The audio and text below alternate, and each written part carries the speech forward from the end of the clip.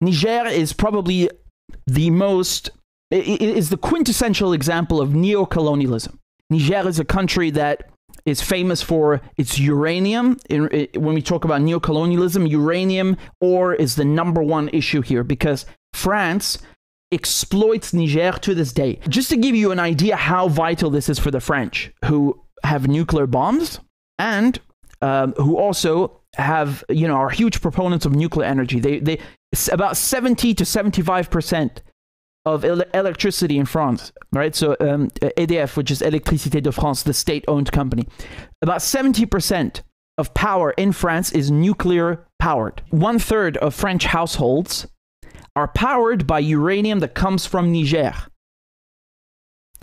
1/3. So this is according to Oxfam, right? Which is a very famous British NGO. France depends and needs uranium ore from Niger to power its country. And it exploits Niger to such a level that it is beyond theft and colonialism. It's something else. In France, 1 out of every 3 light bulbs is lit thanks to Nigerian uranium.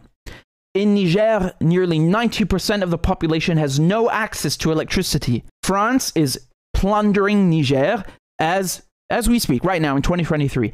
Nothing has changed. This is what you call neo-colonialism. 80% of people in Niger, Oxfam here said 90%, doesn't matter. The point is most people in Niger do not have an electricity grid. They don't even have electricity. Meanwhile, the Eiffel Tower, the Eiffel Tower is lit by uranium that comes from Niger.